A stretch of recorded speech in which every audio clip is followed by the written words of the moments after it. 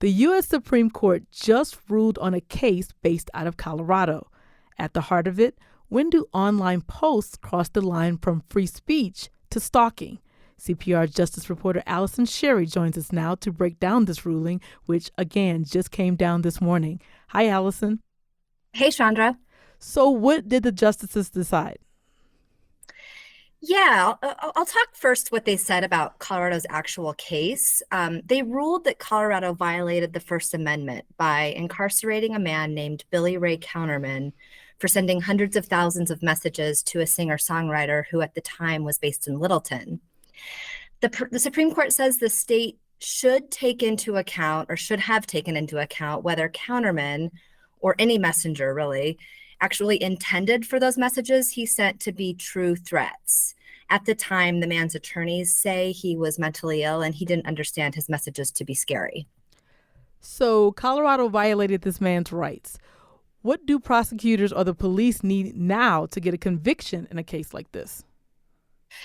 I'm going to talk a little legalese here. The court said that, quote unquote, they need a reckless standard to exist in cases like this. This would mean essentially that the state in a criminal trial of stalking or harassment is going to have to prove during that prosecution that the speaker or messenger intended to do some harm, or that he had a reckless disregard for the person in that communication. That's a higher standard than Colorado has now. And Justice Kagan wrote in the decision that in order to prevent a chilling effect on free speech, that states need to reach this higher standard, that someone knows what they're doing, that they're intending harm to get a prosecution. So Colorado essentially lost his case, right?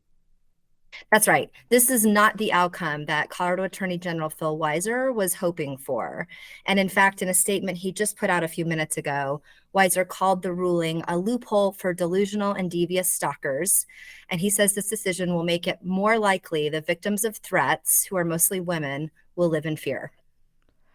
Allison, you've been following this case for months, and you were at the Supreme Court for oral arguments. Remind us again of the details of the case.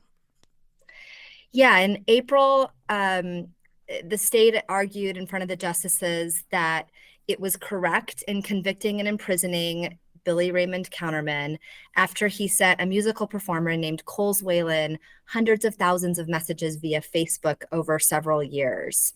She always blocked him at those messages, but he would create new accounts and send more. Some of the messages were harmless. Others say that others were kind of more aggressive. A couple of them said that she should die. Weiser argued to the court that the volume, the frequency, and the tone of the messages, along with how Whalen perceived those messages, that the state was right in sending him to prison because threatening messages are usually the start of something much worse. Requiring specific intent in cases of threatening stalkers would immunize stalkers who are untethered from reality.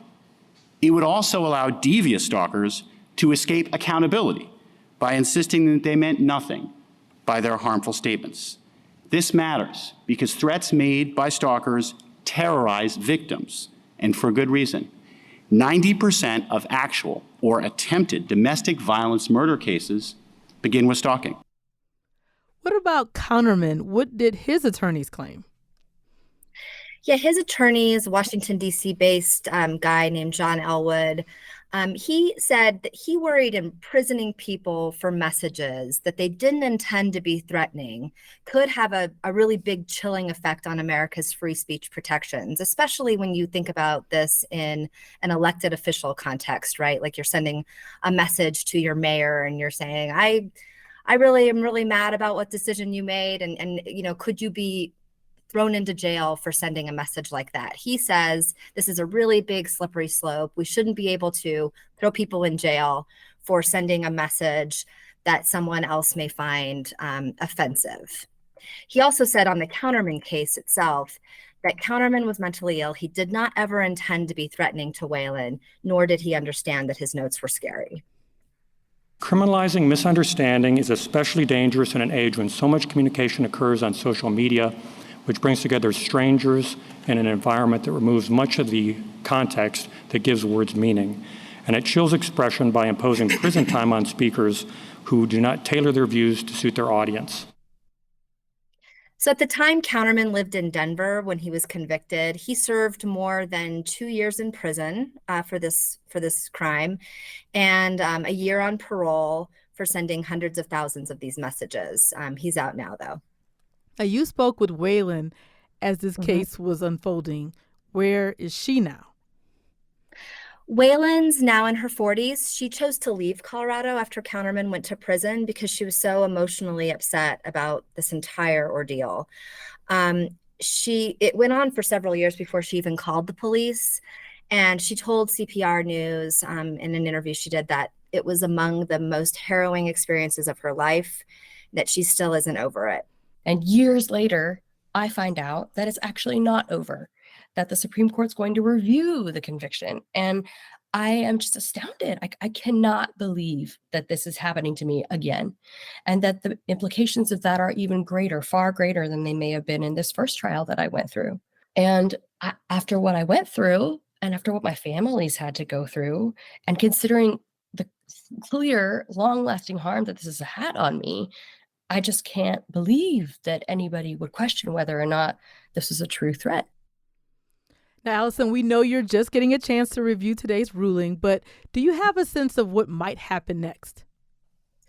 You know, I don't know exactly what's going to happen next. The state has now, officially violated Counterman's First Amendment rights. So I imagine his attorneys could go to a judge and ask that his record for this conviction be wiped clean. He's already wrapped up his prison sentence, so it's not like he's going to be let out of prison right now.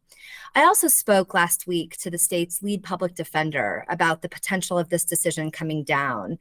And she said the possibility that defense attorneys across the state could look at people currently in prison serving time right now and see if this new standard that they were convicted of could try to get them out of prison may happen. There could be individual cases that could be vacated, or that defense attorney would have to go to a judge and say, look, this person's in prison and shouldn't be. That could happen. I think it's just going to be kind of a to be determined, and I'll keep following it. Allison, thank you. You're welcome. CPR Justice reporter Allison Sherry on this morning's decision by the U.S. Supreme Court in Counterman versus Colorado.